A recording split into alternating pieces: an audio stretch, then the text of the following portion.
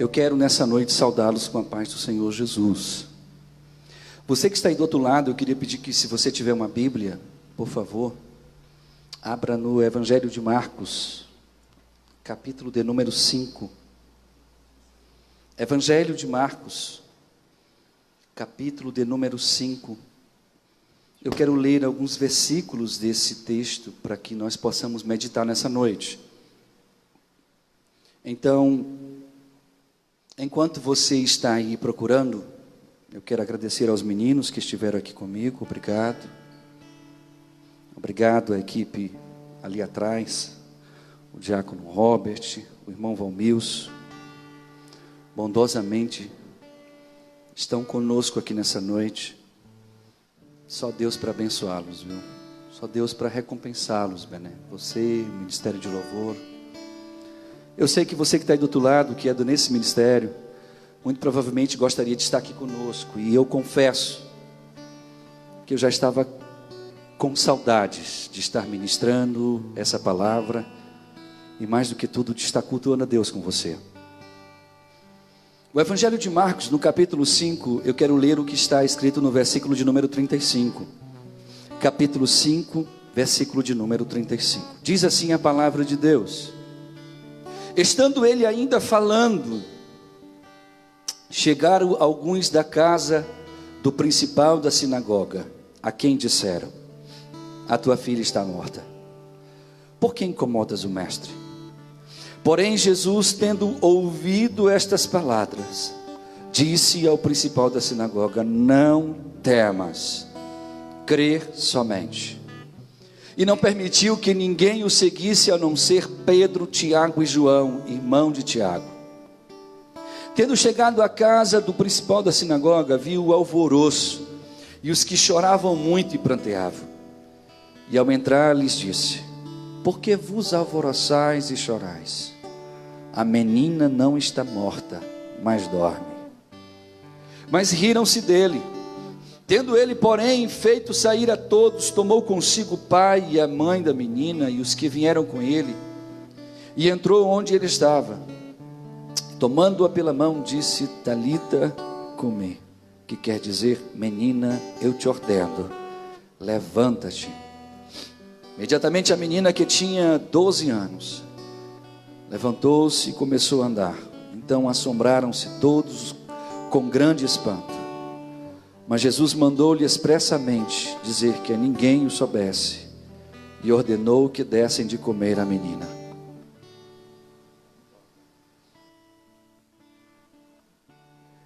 Esse texto é um texto que quase todo mundo que é evangélico conhece ele.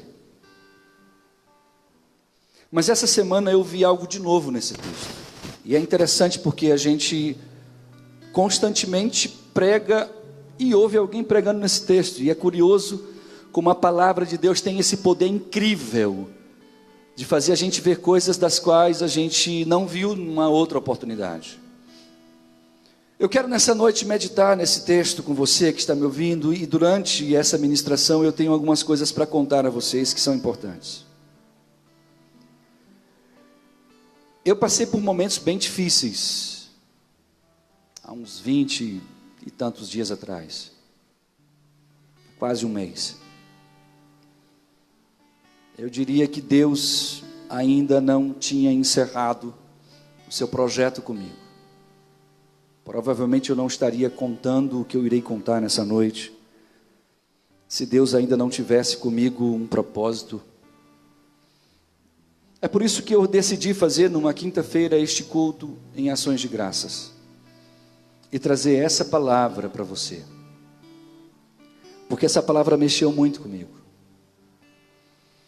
Para que você possa se contextualizar naquilo que eu tenho para dizer.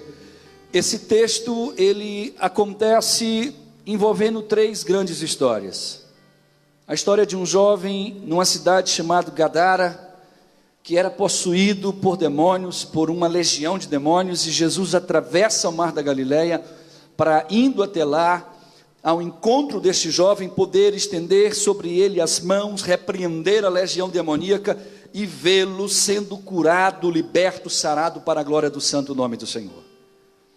É interessante que a palavra de Deus nos mostra que ele, ao regressar, atravessando de volta o mar da Galileia, tem um homem muito rico, muito poderoso, que era chefe de uma sinagoga. E quando a Bíblia fala desse homem chamado Jairo como chefe da sinagoga, a Bíblia está falando que ele era aquele camarada que na sexta-feira, por exemplo, quando chegava o Shabat, quando iniciava-se o Shabat, ele era aquele camarada que fazia toda a liturgia do Shabat. Quando a Bíblia diz que ele era um dos principais ali daquela sinagoga, a Bíblia está dizendo: esse cara é o cara ali dentro. Ele é um raboni, ele é um rabi, ele é um mestre, ele é alguém importante. E diz a Bíblia que ele tinha uma filha de 12 anos. E a única filha que ele tinha era esta. Pense comigo, querido, a palavra de Deus mostra que esse camarada, que era um cara de condições, que acreditava em Deus, que pregava sobre Deus, que tinha recursos financeiros para buscar saúde para sua filha, ele, depois de fazer tudo, de exaurir tudo aquilo que ele podia fazer, ele percebe que a filha dele vai morrer.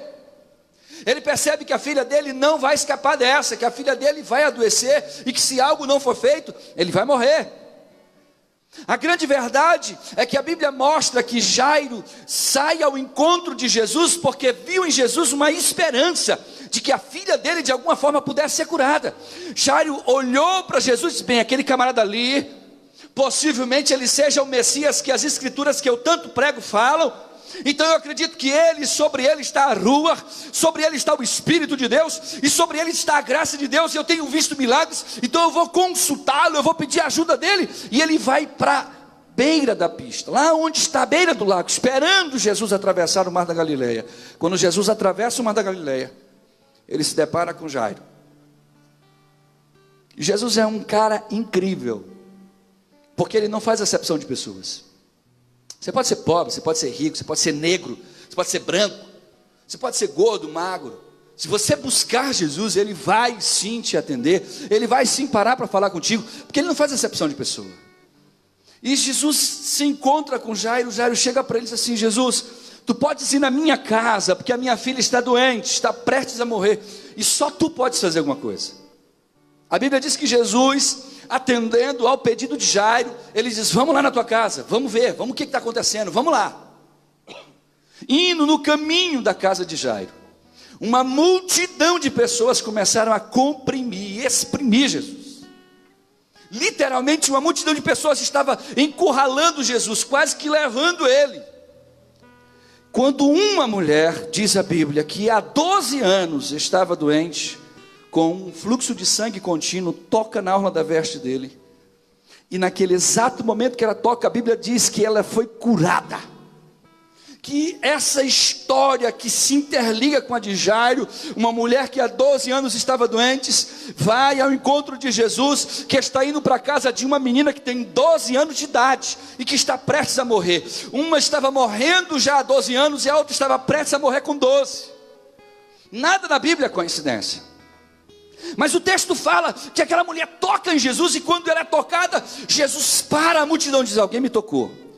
Quem foi que me tocou? Eu quero saber quem me tocou, porque essa pessoa que me tocou, dela, eu percebo que saiu poder para essa mulher, eu percebo que essa pessoa que me tocou, recebeu de mim alguma coisa.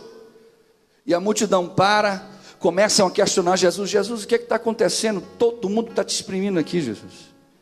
E você conhece a história. Jesus para a caminhada, o cortejo, para tudo. Não quero saber quem me tocou. A Bíblia fala que a mulher vai lá e diz: olha, foi eu. Jesus diz: olha, porque tu tiveste fé em mim, a tua fé te curou, vai. E nesse interespaço de demora, de tempo, porque muitas vezes parece que a coisa está demorando, muitas vezes parece que a coisa não está andando como a gente quer. Está lá Jairo agoniado. Jesus não para, pelo amor de Deus, a minha filha está morrendo, essa aí já está curada, pelo amor de Deus, toca o barco, Jesus, vamos embora, vamos lá para casa. E Jesus disse que te acalma. Nesse espaço de tempo que Jesus vai dialogar com a mulher, vai conversar com ela, vai colocar ela numa posição diferenciada agora, restaurando moralmente, emocionalmente, fisicamente, espiritualmente a vida daquela mulher. A Bíblia mostra que nesse espaço de tempo alguém chega no ouvido de Jairo Porque Jesus estava demorando. Porque Jesus estava demorando, dando atenção a outra pessoa. E nesse espaço de tempo a Bíblia fala que Jesus, demorando com aquela mulher, chega alguém no ouvido de Jairo e diz assim: Jairo, não incomoda mais o mestre, porque a tua filha já morreu. Deixa Jesus aí fazer e atender essas pessoas que estão vivas ainda.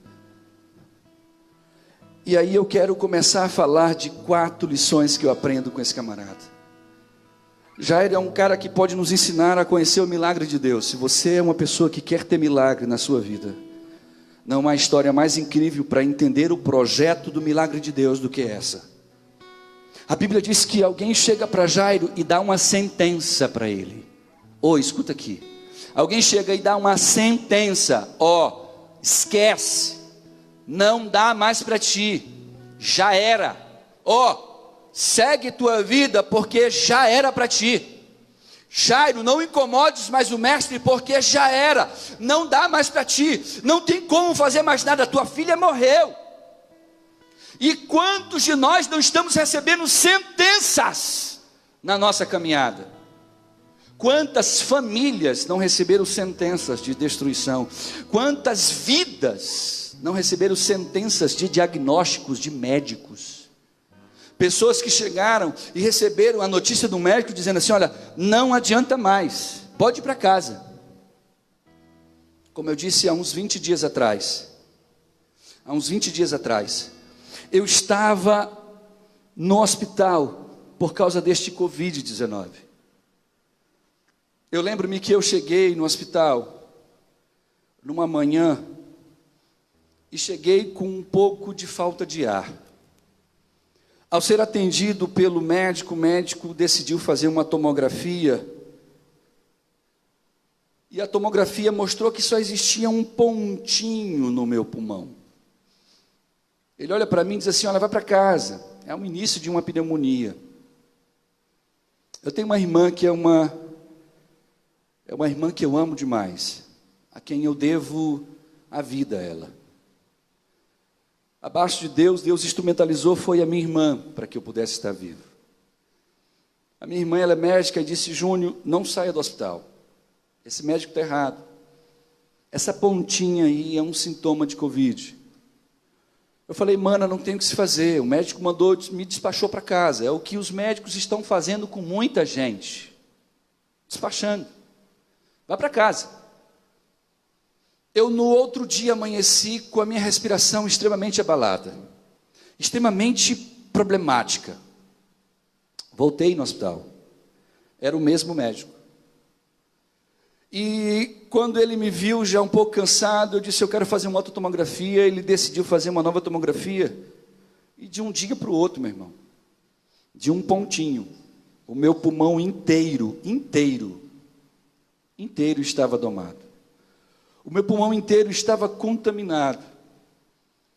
Isso, viu, Benesvaldo, é uma realidade que infelizmente, está acontecendo com um monte de gente no Brasil inteiro. E muita gente está morrendo por conta disso. Quando ele viu que o meu pulmão inteiro estava agora contaminado, ele decide dali mesmo me colocar numa UTI. E eu passei 4 dias na UTI, entre a vida e a morte. Por 4 dias eu vi enfermeiras entrarem no meu quarto, lamentando porque alguém morreu, lamentando porque alguém perdeu a vida. A minha família entrou em pânico, irmãos. Eu digo debaixo do sangue de Jesus, porque seria muita pretensiosidade minha se eu não estivesse falando algo que não aconteceu exatamente como eu estou te dizendo. Então eu vou te falar uma coisa que eu vivenciei. Eu nunca tive medo de morrer. Desde quando eu aceitei a Cristo e aprendi o que é sobre a morte, eu não tenho medo da morte. Ele está aqui me ouvindo, o eterno é minha testemunha. Eu não tenho medo de morrer, eu não tenho medo da morte, porque a morte na vida de um crente é uma passagem. Se você está com medo de morrer, absorve isso que eu estou te falando aí, querido, porque morte para a vida de um crente é só uma passagem, é piscar o olho e estar se encontrando com o nosso Salvador. Não é à toa que Paulo entendia a morte de uma forma tão tremenda que ele diz assim: meu patrão, viver para mim é Cristo, se eu morrer eu estou no lucro, se eu morrer eu estou na glória, meu irmão, se eu morrer eu estou com o meu mestre, se eu morrer eu estou com ele. Então temer a morte seria uma ignorância minha como servo, conhecendo essa palavra como eu conheço, porque a morte nada mais é do que alguém que Deus determina para dizer: traz para mim. Então eu não fiquei com medo de morrer. Eu lamentei os sonhos e projetos que eu não poderia mais realizar. A minha oração a Deus, muitas vezes no banheiro do quarto isolado onde eu estava, lá na UTI, era enquanto banhava, dizia: Deus, se tu puderes, me deixa ficar, porque eu quero fazer muita coisa ainda. Mas se não, Senhor, me leva. E a minha irmã, quando viu o resultado da minha tomografia, ela entrou em pânico. Ela começou a chorar do outro lado. Eu vi que ela perdeu a voz, porque ela viu a gravidade do que estava acontecendo comigo. E ela, mesmo tentando não me passar a gravidade que era, ela não conseguiu e disse: meu irmão, só Deus mesmo para resolver o teu problema. Teu pulmão está de um jeito que, se você escapar dessa, você vai ficar com uma lesão, e essa lesão dificilmente vai ter resultado. Você vai ter que fazer fisioterapia, e talvez você fique lesionado para o resto da vida. Talvez você não consiga pregar mais como você pregava. Talvez te falte oxigênio, te falte ar quando você esteja falando. Eu falei: mana, eu estou preparado para o que der e vier. Se for para ir para a glória, nós vamos para a glória. Se for para sobreviver, é para a glória dele. E eu lembro que no quarto dia no hospital, o hospital insistentemente não quis aplicar a azitromicina, nem aplicar também hidroxicloroquina, que é uma cápsula, uma pílula, porque dá arritmia e pode matar, e a infectologista decidiu que não ia fazer isso com ninguém. E eu fui o primeiro paciente a passar por isso na UDI, segundo o médico que me atendeu. Por 4 dias a minha irmã entrou em contato com Deus e o mundo aqui em São Luís, falou com médicos do mais escalão aqui, do mais alto escalão, para convencer a médica, a doutora, infectologista-chefe da UDI, a permitir que sobre mim fosse aplicado o protocolo Covid e eu pudesse tomar as cápsulas de hidroxicloroquina por 4 dias. No 4º dia, depois que ela ameaçou de processos e de um monte de outras coisas, o hospital inteiro, eles decidiram sobre a minha responsabilidade, sobre a minha, pastor Juarez Júnior, porque é a minha vida que estaria em risco. Me dá às 9 horas da noite essa medicação. Quando eles me deram essa medicação, eu estava quase sem ar já. Já se cogitava a possibilidade de que, se eu não melhorasse, eu ter que ser entubado. E se você é entubado, é só um milagre de Deus mesmo. Eles me deram 9 horas da noite, e quando foi no outro dia de manhã, eu já amanheci com o pulmão melhorando, com a respiração melhorando, e assim ainda passei mais uns 10 dias no hospital. Depois passei mais uns 17 a 18 dias isolado, separado, sem contato com ninguém. Me pediram 14 dias, mas eu decidi ficar 18. Mas eu vou lhe dizer uma coisa, esse texto mexeu muito comigo, porque a sentença era a morte.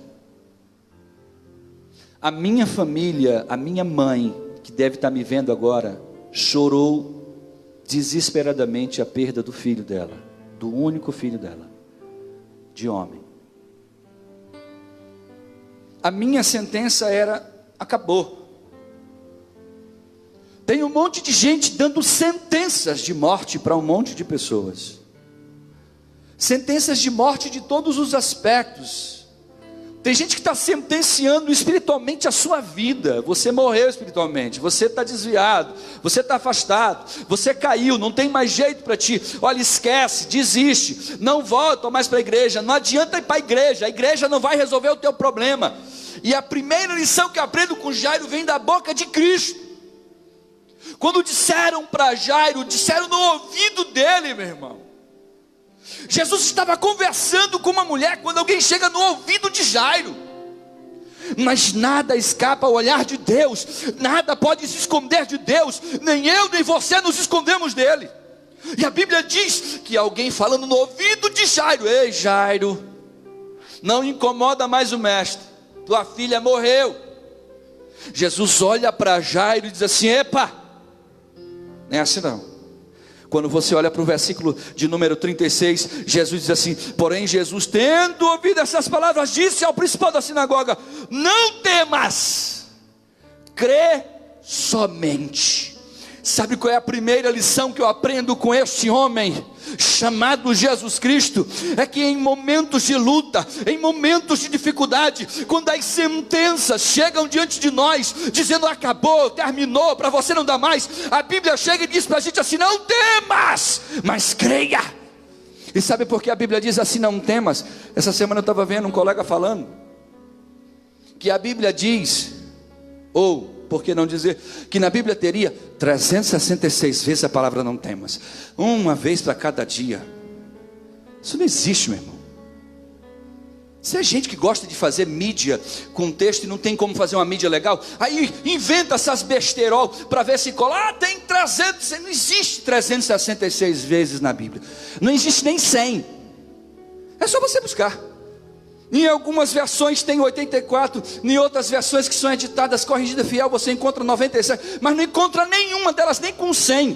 Pastor, o que o senhor quer dizer com isso, pastor? Eu quero dizer que eu não preciso que a Bíblia me diga as 366 vezes não temas. Bastou ela me dizer uma vez. A Bíblia fala que Deus disse para mim: não temas.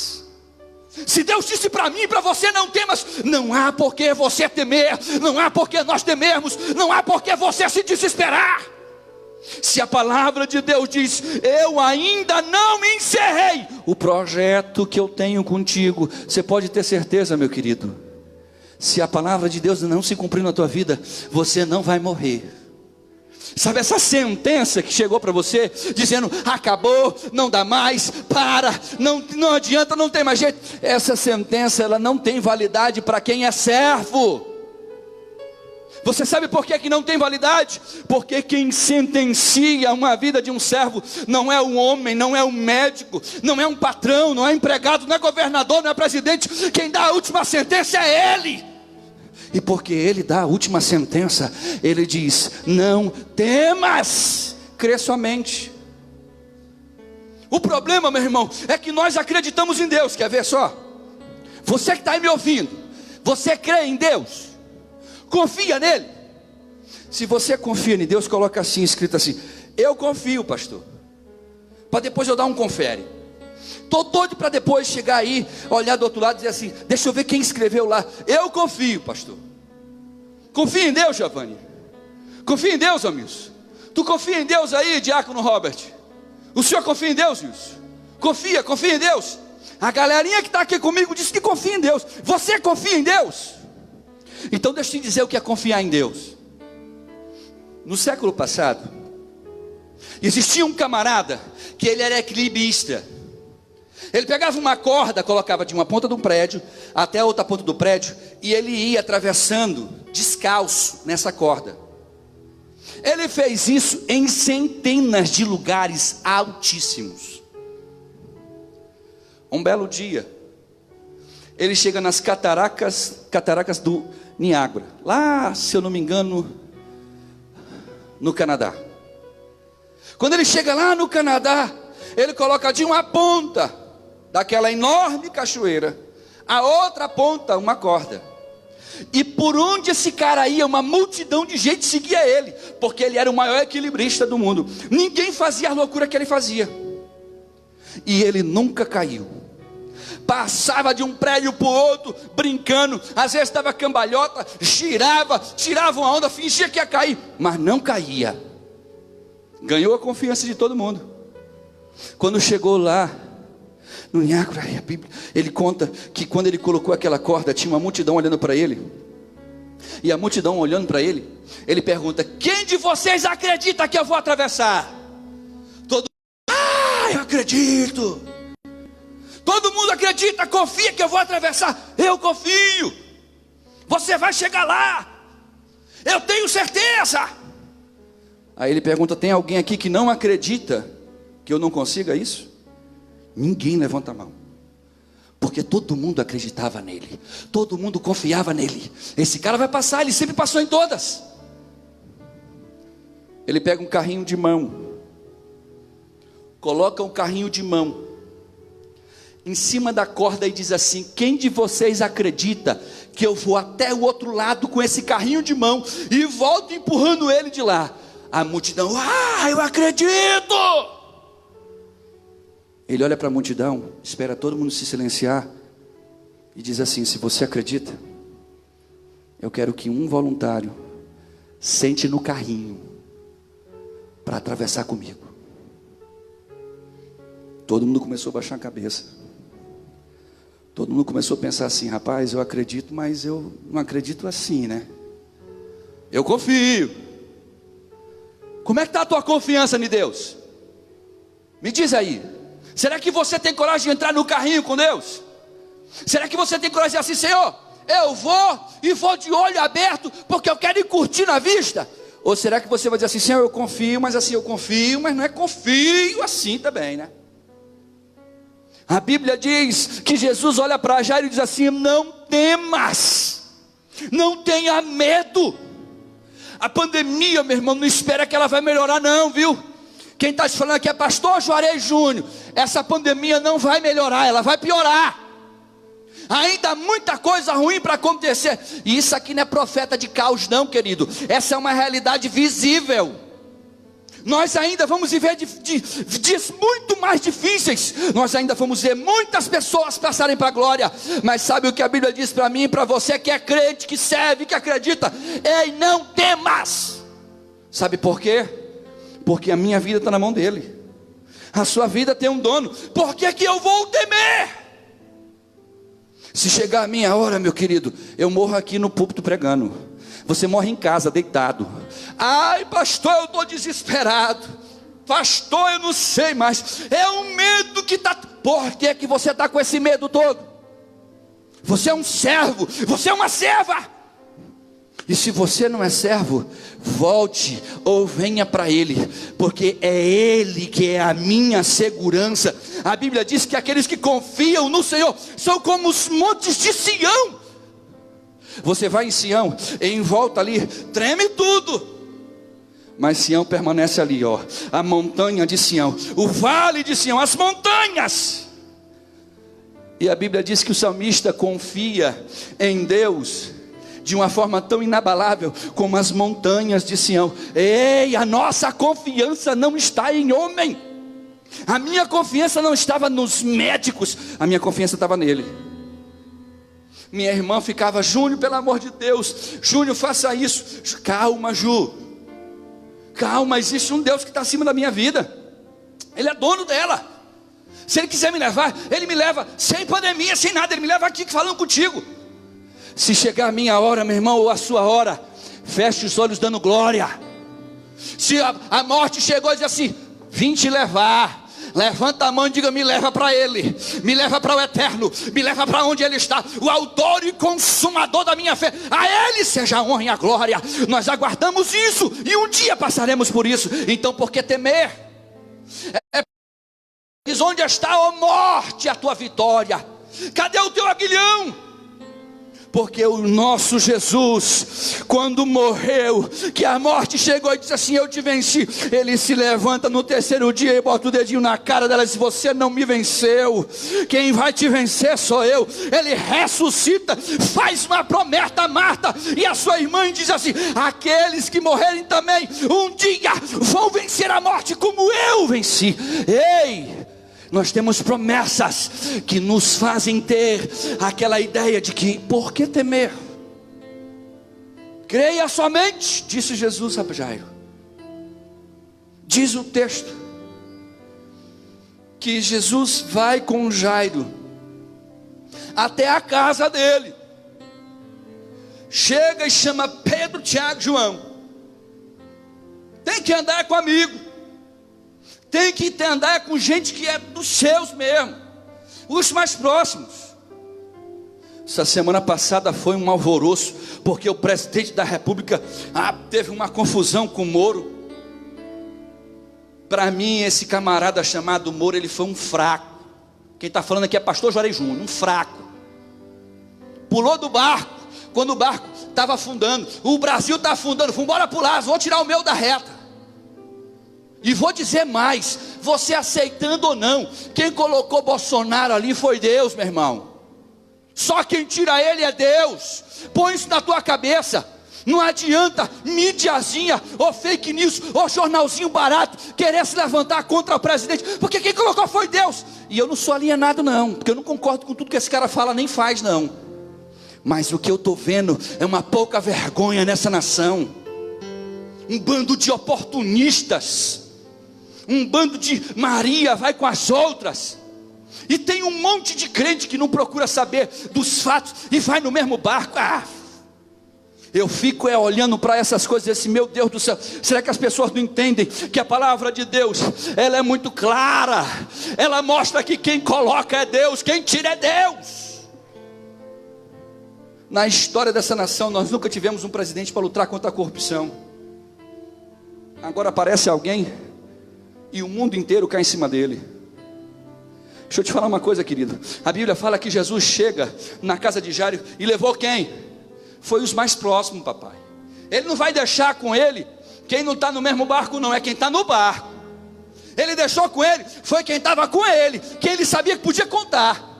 E ao entrar lá na casa, a Bíblia diz que estava todo mundo alvoroçado, chorando, todo mundo desesperado, todo mundo em pânico. Olhe para o texto. Versículo de número 38. Tendo chegado na casa do principal da sinagoga, ele viu o alvoroço e os que choravam muito e pranteavam. Ao entrar, ele lhes disse: por que vocês choram? Por que estáis alvoroçados? A menina não está morta. Que palavra tremenda essa que Jesus dá. Jesus entra numa casa, tem uma menina morta. A menina, filha de Jairo, tinha morrido. Está todo mundo chorando porque o diagnóstico, a sentença já tinha sido dado. É morte, acabou para ela, não adianta mais. A tua única filha Jairo já era, dançou, já era. Mas a Bíblia diz que Jesus entra na casa, vê todo mundo chorando, diz: vocês estão chorando por quê? Por que é que vocês estão tudo alvoroçados? A menina não está morta, ela dorme. Você sabe o que eu aprendo com isso quando eu olho para esse texto? Existe um monte de sonhos, um monte de projetos que são assassinados, que foram enterrados, que foram sepultados por causa de sentenças que alguém deu sobre a tua vida, sobre a tua casa, sobre os teus negócios. E eu vim aqui para te dizer que o meu Jesus, ao chegar numa situação em uma casa, onde havia uma sentença que era a morte, ele disse: ela não está morta. Sabe o que ele estava tentando dizer? Ei, comigo os teus sonhos não estão mortos. Comigo os teus projetos não estão mortos. Comigo não há morte enquanto eu não determinar. Não há sentença enquanto eu não determinar. Escute o que eu vou lhe dizer, meu irmão e minha irmã, você que me ouve aí do outro lado. A Bíblia, quando fala que Jesus entrou naquela casa e alguém estava chorando, alguém estava pranteando, a ordem foi: não chore. Meu amado pastor Fábio, amigo, várias vezes conversamos enquanto eu estava internado. Algumas vezes eu vi a voz dele trêmula e chorosa. E no dia que eu imaginei que eu não iria amanhecer mais, porque eu percebi que a minha respiração estava indo embora, eu disse a ele: pastor, eu amo muito o senhor, e se eu partir para a glória, saiba que eu vou partir feliz e dando glória. Saiba que esse hospital saberá que aqui morreu um servo. Ele disse: pastor, o senhor não vai morrer ainda, o senhor não pode morrer ainda, não chegou a sua hora. Mas com a voz chorando do outro lado. Sabe uma coisa que eu aprendi, querido? Aonde há sentenças, de sonhos que morreram, o nosso Deus é poderoso para chegar lá e dizer: desenterra o sonho, desenterra o projeto.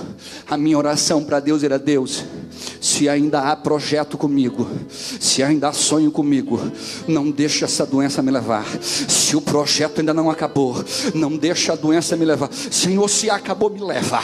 Levanta outro, levanta o pastor Fábio, levanta o pastor Douglas, pastor Elon, levanta os pastores, deixa tocarem a obra. Mas se o projeto não tiver acabado, dá uma sentença aí do céu.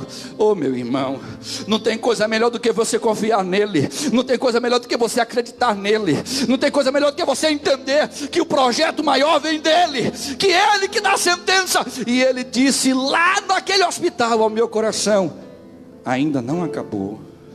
Quando ele disse aquilo no meu coração, eu disse para minha irmã, eu disse para minha mãe: gente, eu não vou morrer, porque Deus ainda não acabou esse projeto comigo. E eu disse a ele seja honra, e a ele seja glória. É por isso que eu vim aqui. Esperei o período que os médicos solicitaram, para que eu não fosse um irresponsável e pudesse estar transmitindo essa doença. Esperei alguns dias a mais daquilo que era o necessário e recomendado. Mas eu já não vi a hora de subir nesse púlpito, pregar essa palavra e dizer para você: não temas, não chores, não se alvoroce, não se desespere, creia, existem promessas, foi Ele quem fez, a promessa não vem de homem, a promessa veio dEle, e enquanto a promessa dEle não se cumprir, você não será levado nem por pandemia e nem por nada. Então pare de temer a morte, porque na nossa vida a morte é um veículo, querido. A morte na vida de um servo de Deus é aquele sabe aqueles limousine que só os barão andam? Pois é como se Deus mandasse a limousine dele para vir levar a gente para o céu de glória. Por que você vai temer? O texto fala que Jesus disse: a menina não está morta, ela apenas dorme. E sabe o que a Bíblia diz? Que todo mundo riu dele. E Wilson, tem tanta gente que ri da gente quando a gente vai contar os nossos sonhos. Tem tanta gente que ri de você e de mim quando você compartilha. É por isso que a gente não pode compartilhar com qualquer pessoa, Giovanni. Porque se você compartilha com uma mala sem alça, ela vai tirar onda da tua cara. Ela não vai entender que esse sonho não é teu. Esse sonho surgiu no coração dele. Esse sonho veio dele para o teu coração. Então há sonhos e projetos que Deus tem na sua vida, e que tem gente que vai ficar rindo, dizendo: você está maluco? Eu lembro como se fosse hoje, quando eu aceitei a Cristo como Salvador. Fizeram-se 30 dias, eu fui convidado para uma oração no monte. E ao chegar lá em cima, Deus usa um profeta, vira para mim, entrega um cajado e diz assim: eu te chamei para ser pastor. Eu desci daquele monte com 30 dias de crente, dizendo para todo mundo: eu vou ser pastor. Você é pastor? Você é pastor? Eu quero ser pastor. E todo mundo olhava para mim e dizia assim: larga de besteira, rapaz, procura estudar, vai ser um doutor, vai ser isso, vai ser aquilo outro, vai ser aquele outro. Mas rapaz, Deus me chamou para ser pastor. Eu cheguei para o meu pastor e disse: pastor Francisco Fernandes, homem de Deus, pastor, Deus me chamou para ser pastor. Ele olhou e disse: foi mesmo, meu filho? Eu digo: foi. Me chamou para ser pastor, eu quero ser pastor. Como é que eu faço para ser pastor? Ele disse: meu filho, para ser pastor, você primeiro tem que estudar muito. Você tem que estudar a Bíblia toda. Você tem que ler ela todinha. Você tem que fazer um curso de discipulado. Você tem que fazer um curso de teologia. Eu sentei em casa e disse: vou ler esse texto todinho. Li uma vez, li duas, li três, li várias vezes essa Bíblia inteira. Cheguei para o pastor falando: já li, pastor. Fiz o curso de discipulado. Você já fez teologia? Eu disse: não. Faça o curso de teologia. Fiz o curso de teologia. Passei 5 anos na faculdade, fazendo bacharelado de teologia. Terminei, peguei meu diploma, levei lá no pastor, já era pastor de Milton Tenório. Pastor de Milton Tenório, está aqui, ó. Sou agora formado em teologia, sou teólogo. Eu quero ser pastor. Mas não é assim, filho. Você tem que ter o chamado de Deus. Eu falei: mas eu tenho o chamado de Deus. Deus me chamou, eu tinha 30 dias que eu tinha aceitado Jesus. Deus usou um profeta e eu contei a história para ele, ele riu, ele disse: não, mas eu vou te ajudar. E ele fez tudo o que se podia se fazer para que eu pudesse crescer no ministério, me deu condições de poder estar nas igrejas, pregando, falando do amor. Mas muita gente dizia assim: esse aí, saliente como ele é, vai ser pastor nunca. E aonde o homem podia fechar a porta, ele metia o pé. Eu lembro como se fosse hoje. Chega na minha casa um senhor de idade, de 80 e tantos anos, pastor Severino. Ele sai do Goiás, e porque ele me viu pregando em uma convenção lá em Natal, ele lá em Natal disse: eu vou te visitar na tua casa. Ele pega o carrinho dele e vem com a mulher dele, uma senhora de idade, atravessa aí o Brasil, chega na minha casa de surpresa. Vim aqui conhecer você pessoalmente. Quando todo mundo já tinha dito: acabou, não adianta. A minha esposa foi contra todos os 6 convites que eu recebi a pastor. Quando eu dizia: Maíra, olha, fulano me convidou para ser pastor, não aceito. Eu não nasci para ser mulher de pastor, não adianta, não quero saber. Não conversa comigo sobre pastor, porque eu não sou mulher de pastor, nem quero ser. Eu dizia: minha filha, é um sonho, Deus me chamou. Não, mas eu não quero. E eu tinha que voltar lá no pastor que me convidou e disse assim: pastor, não posso, que minha mulher disse que não abraça. E se a mulher não abraça, o negócio não anda. 6 convites eu tive que rejeitar. Esse pastor Severino chegou na minha casa. Ele disse: irmão, eu queria ficar aqui naquele quarto ali, afastado, por uma semana orando. Eu fiquei sem entender. Ele ficou por uma semana orando naquele quarto. Ele lembra disso. Eu fui trabalhar um belo dia. Quando eu chego em casa, ele está me esperando. Sente aqui na sala. Aí sentei assim na sala de jantar com ele. Ele disse: irmão, Deus falou comigo aqui na sua casa. Diga, pastor. Deus me disse que eu devo consagrar você, pastor. Meu coração se encheu de alegria, mas eu me lembrei da mulher. Eu disse: ah, pastor, mas tem um problema, Maíra não aceita. Ele disse: Deus falou comigo sobre isso. E sabe o que foi que eu fiz? Deus falou que antes de eu falar contigo, eu tinha que falar com ela. E eu falei com ela. E ela disse que agora, pela primeira vez, ela sente de Deus que chegou a tua hora. Eu pulei de alegria. Eu dei glória a Deus, eu abracei o pastor Severino, porque eu disse: chegou a minha hora. E eu achei que a coisa ia ser moleza. Eu disse: pronto, ele vai vir para cá, para São Luís, nós vamos abrir uma igreja, eu vou ajudar ele. Ele olhou para mim e disse assim: mas tem um detalhe. Você tem um chamado mesmo? Eu digo: tenho, eu tenho convicção do meu chamado. Ele disse para mim assim: então você vai fazer o seguinte, eu vou me embora, eu vou te dar 3 meses para abrir uma igreja, e quando eu voltar aqui eu quero ver a igreja cheia. Eu disse: que história é essa, pastor? Vou te consagrar aqui missionário, presbítero, depois eu vou te ver como é que a gente faz. Eu falei na hora. Quando ele saiu, foi embora, nós nos organizamos, fundamos esse ministério, abrimos na casa da irmã Glória, minha tia, uma pessoa que até hoje eu tenho uma dívida eterna de gratidão por ela ceder a área da casa dela. Escute isso para você entender que quando o projeto é de Deus, ninguém impede, querido. Quem dá a sentença é Ele. Quem diz que eu quero é Ele, quem eu não quero é Ele. Quando Ele abre, não tem cão que pode fechar. E sabe o que aconteceu? Com 3 meses, o ministério tinha surgido. Ele volta, se impressiona, me consagra. Levaria 2 anos para ser consagrado a pastor, porque a convenção exige. Com 6 meses de presbítero, ele chega para mim na convenção e diz: Deus mandou eu te consagrar a pastor. Você será consagrado a pastor. Se prepare e eu vou consagrar vocês lá na sua igreja. Ele veio consagrar aqui. Você sabe por que Deus fez isso? Para mostrar para mim e para todos aqueles que riam, quando o projeto é dele, quando ele determina, quando ele diz eu quero, quando ele diz eu fiz e assim será, ninguém pode impedir. Põe isso aí no teu coração. É por isso que quando estavam rindo de Jesus, Jesus disse assim: ó, manda todo mundo sair daqui, eu não quero ninguém aqui. Sobe só a mãe, sobe só o pai, Tiago, Pedro e João, vem só vocês, porque vocês vão ver o milagre. Ei, creia, entenda uma coisa, creia, as promessas dele sempre irão se cumprir. Não tem pandemia que pode impedir o cumprimento da promessa dele. Aleluia. O texto diz que quando ele entra no quarto onde estava a menina, e aqui eu quero encerrar, a Bíblia diz que ele olha para a menina e fala uma palavra, Talita cumi, que quer dizer: menina, eu te ordeno, levanta-te.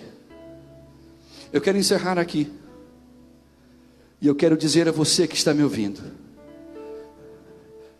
Jairo é um grande exemplo para mim e para você, de que em meio ao caos, em meio à dor, em meio às sentenças, eu preciso continuar crendo no impossível de Deus. Eu preciso continuar crendo que Ele é Senhor. Eu preciso continuar crendo que quem manda é Ele. Quem é o dono da vida é Ele. Você sabe qual foi a ordem que Ele deu para aquela menina? Foi: levanta-te. Você sabe qual é a ordem que Ele tem dado para nós aqui nessa noite? Levanta-te.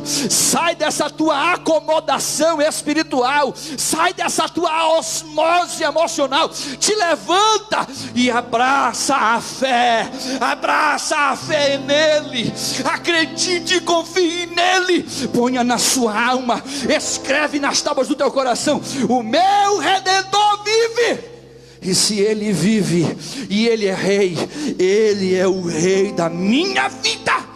Se Ele é o rei da sua vida, eu quero convidar você que está aí do outro lado, para dar glória ao nome dEle, exaltar a Adonai, exaltar a Ele, que é o autor e consumador da nossa fé. Ainda que as sentenças cheguem, ainda que o governador declare, ainda que o presidente fale, ainda que o mundo se levante, as promessas de Deus nunca falharão, porque aquele que crê na promessa, meu irmão, tem que abraçar ela assim e dizer assim: eu creio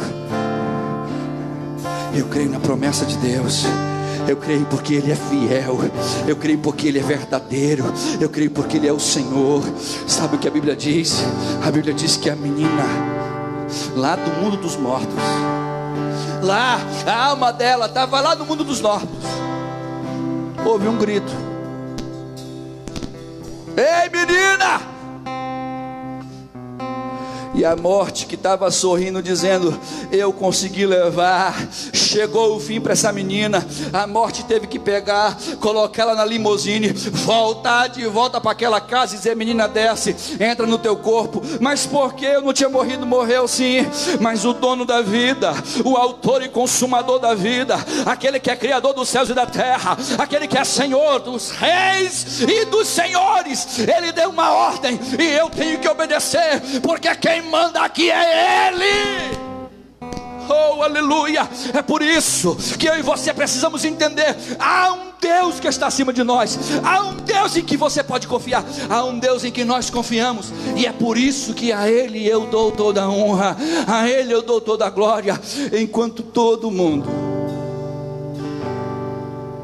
está sentenciando você, Deus está te dizendo: creia, não temas. E eu quero encerrar essa palavra dizendo para você que está me ouvindo: Jesus continua sendo o mesmo. Essa semana, meus irmãos, eu vi um comentário de uma mulher ignorante, no sentido mais literal da palavra, falta de conhecimento, ignorante. Ela escreveu lá no Facebook: cadê as igrejas? Cadê o Jesus de vocês? Aonde estão os crentes?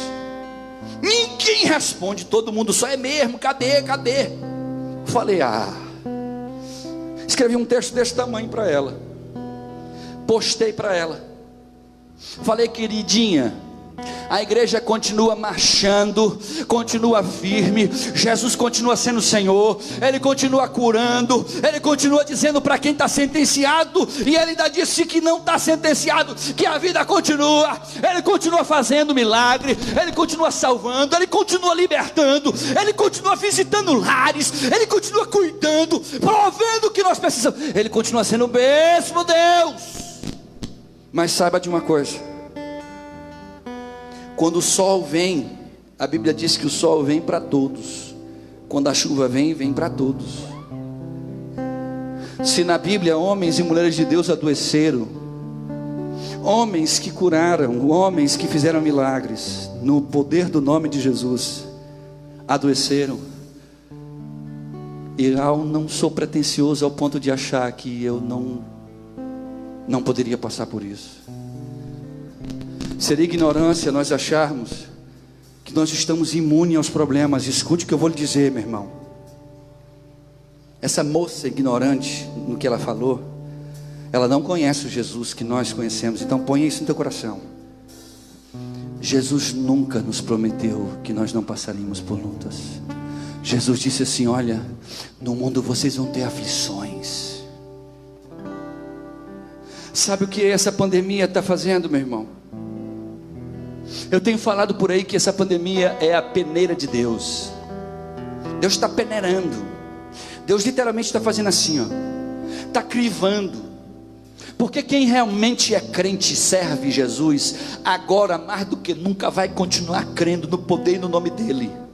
E se a morte chegar na vida desse, ele ainda vai dizer assim: eu estou aqui, pode me levar, porque eu estou indo para a glória. Agora quem é crente de meia pataca, vai na onda, vai desistir, vai ver o barco afundar. Sabe por quê? Porque nunca teve a sua fé nele, não teve coragem de entrar no carrinho. Sabe o carrinho da história do equilibrista? Não teve coragem de entrar dentro. Sempre esteve de fora admirando, sempre esteve olhando dentro da igreja, que legal, ó, é muito bom. Mas nunca pegou mesmo no manche, nunca se levantou e disse: estamos juntos. Mas a você que tem crido e que não tem temido, pode dar glória, pode exaltar, porque nós temos uma marca, e essa é a marca da promessa. Essa marca está impregnada em nós. Deus fez isso, selecionou, escolheu, salvou, libertou vidas nesta terra. E Deus nos chamou para fazermos a diferença, para sermos o diferencial, para nós olharmos para esse mundo e dizer para esse mundo: mundo, existe um Salvador, existe um Deus que tem controle sobre tudo isso. E enquanto muitos olham um acaso, eu vejo a mão poderosa de Deus sobre este mundo, pesando sobre este mundo, mostrando que esse mundo sem Ele não é nada. Eu e você sem Deus não somos nada. Pastor, mas teve um parente meu que passou para a glória. Passou para a glória. Exalta o nome de Deus, porque a Bíblia diz que Deus que dá a vida, é Ele também que toma. A Ele seja dada a honra e a glória. Eu quero encerrar essa palavra dizendo a você que nós que estamos aqui do outro lado continuamos firmes na promessa, continuamos crendo que Deus continua o mesmo. E eu queria convidar você que está me ouvindo para nós orarmos agora, para que Deus possa visitar você aí que está com a sua fé abalada, que teve medo disso. Eu tenho amigas minhas do curso de psicologia que há 40 dias estão dentro de casa, meu irmão, com medo, achando que se saírem vão pegar o vírus, vão morrer. Escuta aqui uma coisa, minha filha, escreve isso aí: ninguém vai morrer antes do dia que tiver de morrer. Ninguém na terra. Só quem dá a sentença de morte é só o Eterno. Só Ele pode fazer isso. Então eu tenho que descansar nele. E como disse Jesus, crê somente, não temas. Vamos adorá-lo, vamos exaltá-lo, porque bom é poder adorar o Senhor. No meio da pandemia você exalta, no meio da pandemia você glorifica, no meio da pandemia, sabe o que você faz? Diante da morte, diante da dor, diante das dificuldades, você olha para eles assim: ei, por que eu vou te temer se o meu Deus é maior do que você? Você tem um Deus em quem confiar, você tem um Deus em quem confiar, confie nele, porque Ele é nosso Deus, Adonai. É por isso que eu estou aqui nessa noite. Eu estou aqui, não é por causa dos médicos, eu não estou aqui por causa da UDI, eu estou aqui porque Ele disse: ainda não chegou o fim. E como Ele disse, não chegou o fim, meu irmão, não chegou o fim. Eu posso estar aqui nesta noite exaltando o nome dEle, glorificando o nome dEle, e dizendo para todo mundo ouvir que só Ele merece a honra e a glória. Só Adonai, só Adonai, só Adonai. A Ele seja a honra e a glória. Oh, aleluia. Quando tudo diz que não, cante conosco. Sua voz me encoraja a prosseguir.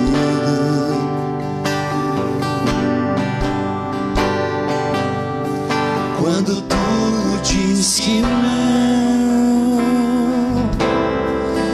ou parece que o mar não vai se abrir, sei que não estou só, e o que dizes sobre mim não pode se frustrar. Não, venha em meu favor e cumpra em mim. Diga! Teu querer, Deus, o impossível não desistiu de mim.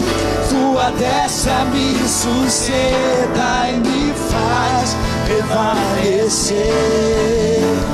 Deus, o impossível não desistiu de mim. Sua destra me sustenta e me faz prevalecer.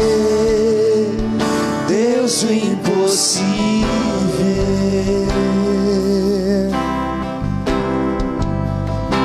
Deus, o impossível. Senhor, eu quero orar nessa hora, Deus, por vidas que estão me ouvindo agora.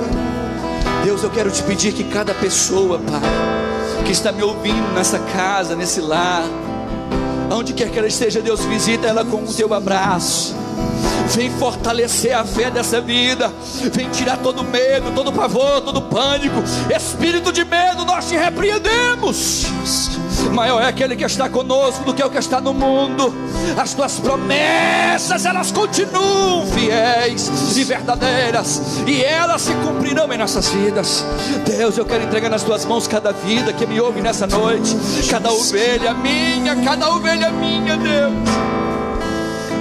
Vinhas ovelhas, Pai, que tu deste para que nós pudéssemos pastoreá-las. Sei que não estou só, e o que dizes sobre mim não pode se frustrar. Não, venha em meu favor e cumpra em mim teu querer.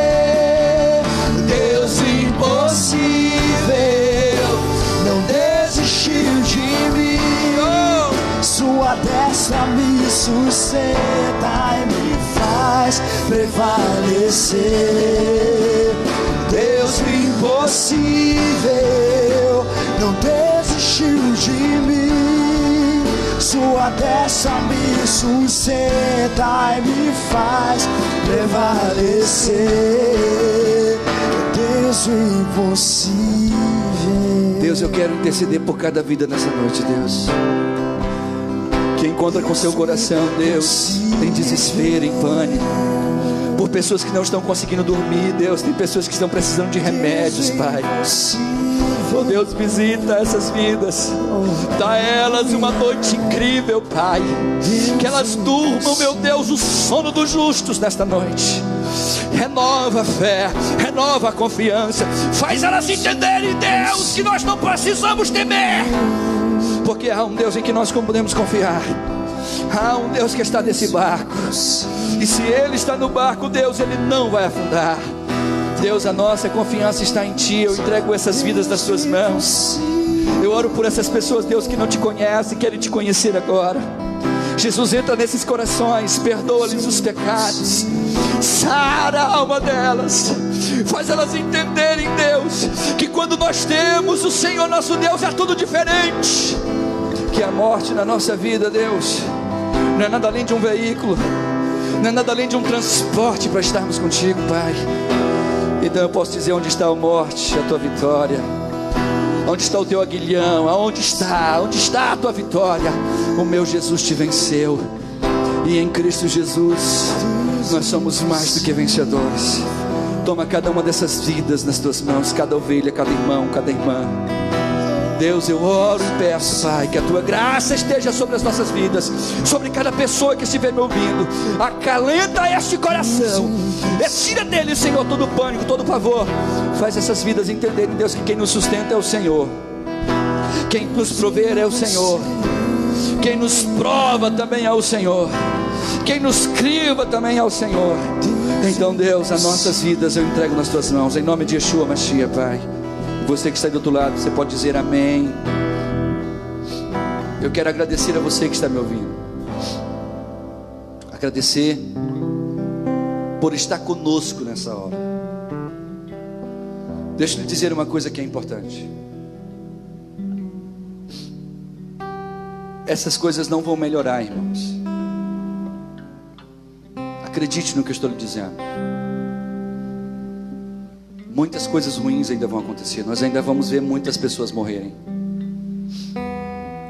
Mas quando você olhar para todo esse caos à sua volta, lembre-se dessa palavra. A palavra de Deus me dá uma garantia de que eu tenho um Deus em quem confiar. A palavra de Deus me dá a garantia de que se minha confiança estiver nele, nenhum mal chegará na minha tenda. E eu vou dizer como Sadraque, Mesaque e Abednego disseram uma vez para Nabucodonosor. Quando Nabucodonosor disse para eles: olha, vou mandar tocar o instrumento, se não dobrar diante da minha estátua, vocês vão ser jogados na fornalha de fogo ardente. Sabe o que eles disseram? Ó rei, fica sabendo tu, que se tu tocar, nós não vamos nos dobrar, porque nós só nos dobramos diante do Eterno.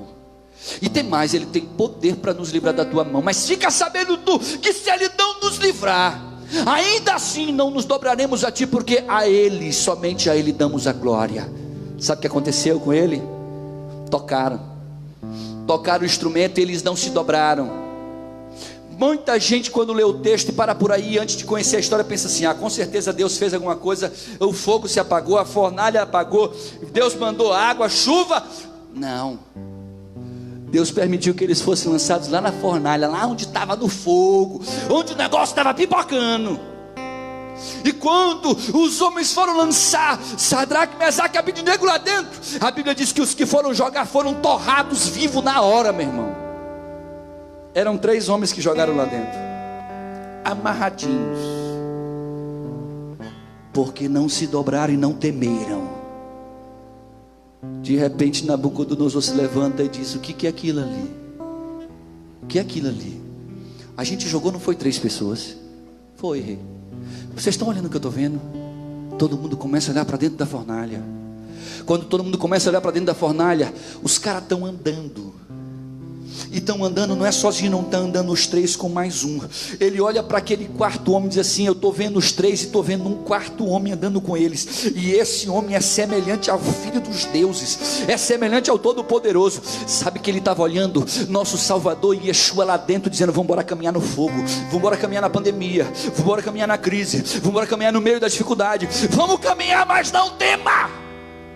A ordem de Deus é não temer, porque as coisas, elas não vão melhorar, elas vão ficar piores sim. Vai ter muita dificuldade, mas saiba de uma coisa: lá no deserto, foram 40 anos que o povo de Israel passou ali, no deserto, querido, aonde não tem água, Deus provia água da rocha. Aonde não tinha comida, Deus mandava pão do céu. Aonde não tinha carne, Deus mandava aves para alimentá-los. Aonde existia frio de noite, havia uma coluna de fogo esquentando no meio do deserto, causticante de frio. E de dia, quando está queimando os ossos por causa do calor, uma nuvem cobria, e eles sentiam só aquela brisazinha. Meu querido, se você está nesse deserto da pandemia junto comigo, confie nele. A ele seja a honra, a ele seja a glória. Não importa o que nos aconteça, o que importa é como nós estaremos quando acontecer. O que importa é você ter a sua fé inabalável, sua fé confiando nele. Não confie em presidente, em ex-juiz, em ministro, essas bobageiras todinhas. Não confie nisso não. confia em governador não, meu irmão, e nem nos 600 reais não. Confia nele. É Ele que é o nosso provedor, é Ele. Por isso que Ele é chamado de Jeová Jirê, o Deus da provisão. Ele provê. É por isso que você e eu, em meio às dificuldades que temos passado, nós temos vindo Deus prover com milagre as nossas vidas. Ele vai continuar fazendo isso, creia nisso. E se você crê, estende a sua mão comigo, que eu quero agora poder encerrar este culto e declarar sobre você, sobre cada um de nós, que a graça do Senhor Jesus Cristo, o amor de Deus, a comunhão e as consolações do Espírito Santo sejam com todos, hoje e sempre. Amém. Leve a mão no seu coração e diga amém. Pode dar glória, pode exaltar, porque Ele é maravilhoso. Que Deus em Cristo te abençoe. Eu quero agradecer a todos vocês, agradecer ao Valmilson que está ali, por estar permitindo que nós pudéssemos estar aqui transmitindo isso com qualidade sonora. Agradecer ao meu diácono Robert, que está ali atrás, me ajudando na sonoplastia. A esses meninos de Deus, só Deus para abençoar vocês, as esposas, as famílias. Deus abençoe vocês, fiquem na paz. Shalom, shalom. E a gente acho que se vê amanhã, se eu não me engano. Nós temos culto amanhã. E vai aproveitando para dar glória. Vai passando na luta, dando glória. Tchau para vocês, até mais.